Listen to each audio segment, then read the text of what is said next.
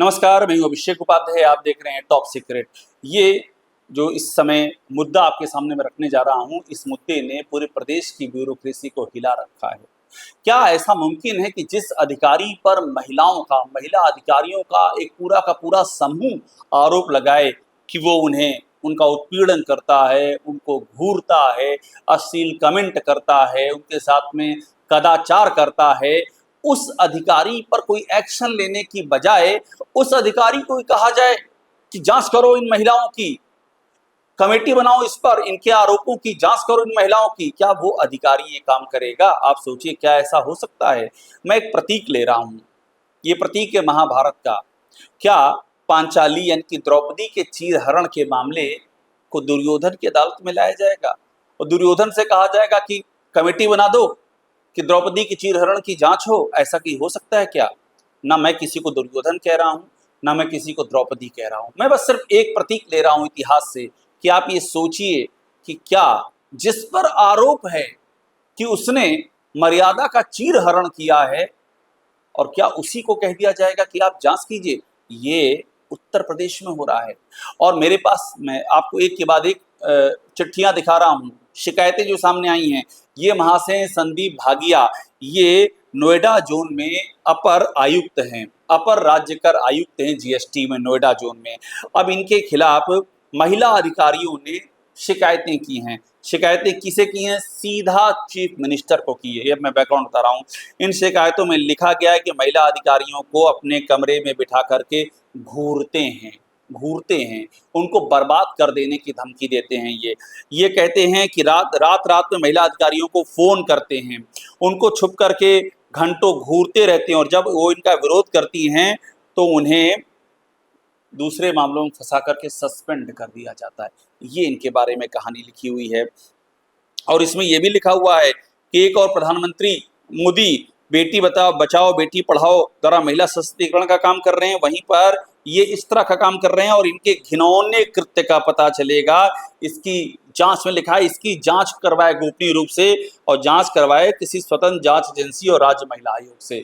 ये चिट्ठी है 5 अगस्त 2025 की, प्रमुख सचिव मुख्यमंत्री संजय प्रसाद को लिखी गई है, समस्त महिला अधिकारी गण राज्य कर विभाग, और इसमें बाकायदा मोहर भी लगी हुई है।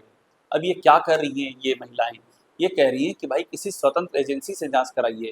ये कह रही हैं कि अगर आपको जांच ही कराना है तो आप जांच महिला आयोग से कराइए, किसी इंडिपेंडेंट एजेंसी से कराइए। लेकिन यहाँ क्या हो रहा है? यहाँ जांच का जिम्मा दे दिया गया है उनको जिन पर आरोप है। वो जो एक उर्दू का शेर है कि मेरा कातिल ही मेरा मुंसिफ है, क्या मेरे हक में फैसला देगा? जिसने मेरा कत्ल किया है वही अब कोर्ट में बैठा हुआ है, वो क्या फैसला देगा मेरे हक में? और मैं आपको वो हैरान करने वाली चिट्ठियां दिखाऊंगा जिसको आप देखेंगे तो दंग रह जाएंगे कि योगी आदित्यनाथ के शासनकाल में ये हो क्या रहा है।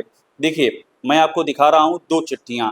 ये बाकायदा एक कमेटी बनाई गई है, और ये कमेटी बनाई गई है लैंगिक उत्पीड़न कार्यस्थल पर महिलाओं का, उसके बारे में बनाई गई है।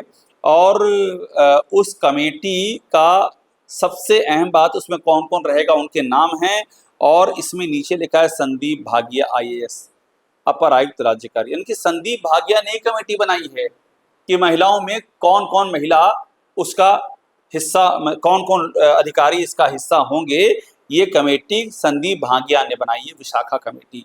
जिस पर आरोप है वो कमेटी बना रहा है, जिसके बारे में महिलाएं कह रही कि उत्पीड़न करता है, हमको घूरता है, गंदे कमेंट करता है, बर्बाद करने की धमकी देता है। और मुख्यमंत्री को लिख रही हैं कि महिला आयोग जांच करे या कोई स्वतंत्र एजेंसी जांच करे। वही व्यक्ति कमेटी बना रहा है कि मैं ही जांच करूंगा, मैं कमेटी में रखूंगा। और ये कमेटी पहले बनाई जाती है, फिर इस कमेटी को चेंज भी किया जाता है। इसमें मैं दूसरी चिट्ठी दिखा रहा हूँ, दूसरा आदेश दिखा रहा हूँ, जिसमें नाम में कुछ चेंज भी होते हैं। यानी कि आप तय करेंगे कि कमेटी में कौन होगा, और अगर कोई ऐसा नाम आ गया जो आपको समझ में नहीं आया तो आप वो नाम भी चेंज कर देंगे। ये उत्तर प्रदेश की कहानी है। और एक चिट्ठी मैं आपको और दिखाऊंगा। ये चिट्ठी जो है कमिश्नर राज्यकर उत्तर प्रदेश को लिखी गई है, और सारे सचल दल इकाई नोएडा के सभी लोगों ने लिखा है। इसमें वो लिखते हैं कि अपर आयुक्त राज्यकर का जिक्र करते हैं गौतम बुद्ध नगर जोन का, और कहते हैं कि 11 अगस्त के माध्यम से सचल इकाइयों द्वारा 2025 में जो पान मसाला की गाड़ियों की गहन जांच करने के आदेश दे दिए हैं। ये जिन पे आरोप लगा है अपर आयुक्त महोदय, इन्होंने जुलाई के मामलों की जांच शुरू करवा दी है। अब इसमें जांच में क्या खास बात है ये आप देखिएगा। ये जो जांच है ये नोएडा जोन के ये लिखा है राज्य कर गौतम नोएडा के अधिकारियों के शोषण उत्पीड़न एवं भयादोहन किए जाने के आरोप पर शासन ने जांच की है। शासन द्वारा की गई शिकायती जांच के बिंदु में प्रत्यावलियों के माध्यम से अधिकारियों का शोषण किया जाना प्रमुखता से वर्णित है। चूंकि स्वयं, अब देखिए ध्यान दीजिएगा, चूंकि स्वयं पर लगे आरोपों से स्वयं को सुरक्षित रखने के लिए पुरानी पत्रावलियों की एक पक्षीय जांच व भी बिना किसी आरोप के कराए जाने में अधिकारियों की प्रताड़ना की मंशा स्पष्ट है। यानी कि अब ये जुलाई की जांचें करवा रहे हैं, कोई शिकायत भी नहीं है, इन्होंने जांच करवाना शुरू कर दिया है। अब कहा जा रहा है कि जिन महिला अधिकारियों ने शिकायत की है अब उनके पुराने कामकाज की जांच हो रही है कि जांच करेंगे और सस्पेंड करेंगे। एक को सस्पेंड भी किया गया, आपको मैं ये भी बता दूं, एक पर एक्शन भी लिया गया है। सवाल ये कि क्या संजय प्रसाद नहीं देख रहे हैं ये क्या हो रहा है? क्या योगी आदित्यनाथ नहीं देख रहे हैं ये क्या हो रहा है? ये बेटी बचाओ बेटी पढ़ाओ का कौन सा मंत्र है? आप किस महिला सुरक्षा की बात करते हैं? ये महिलाएं आखिरकार इनका क्या अपराध है, इनका क्या कसूर है? फिर मैं वही महाभारत के मिथक की बात करूंगा कि आप पांचाली के चीरहरण का मुकदमा दुर्योधन की अदालत में चलाएंगे। मैं फिर कह रहा हूं, ना मैं किसी को दुर्योधन कह रहा हूं, ना मैं किसी को पांचाली कह रहा हूं, लेकिन प्रतीक तो लेंगे ना। इतिहास किस बात के लिए होता है? इतिहास का मकसद ये होता है कि आप इतिहास से सीखिए, सबक लीजिए और अपने वर्तमान को सुव्यवस्थित कीजिए, वर्तमान की दिशा धारा को ठीक कीजिए। तो आखिरकार ये कौन सा इतिहास लिखा जा रहा है और इस पर कोई ना कोई इस पर एक्शन क्यों नहीं होता है? ये भी एक बड़ा सवाल है। अब इसमें एक, चूंकि मैंने महाभारत का आपको एग्जाम्पल दिया है और कहानी महाभारत से की है, तो इसी महाभारत की एक में जो रामधारी सिंह दिनकर जी ने कृष्ण की चेतावनी लिखी है उसकी भी 2 लाइन बता दूं। रामधारी सिंह दिनकर लिखते हैं कृष्ण की चेतावनी में, दुर्योधन वह भी दे न सका, आशीष समाज का ले न सका, उल्टा हरि को बांधने चला, जो था असाध्य साधने चला, जब नाश मनुष्य पर छाता है पहले विवेक मर जाता है। तो ये क्या?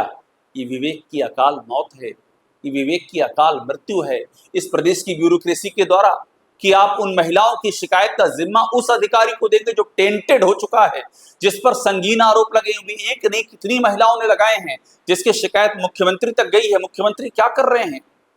क्या मुख्यमंत्री को कुछ अखबारों में छपा हुआ दिखाई नहीं देता है? अखबारों में कटिंग दिखा रहा हूँ, देखिए कहाँ कहाँ नहीं छप रहा है।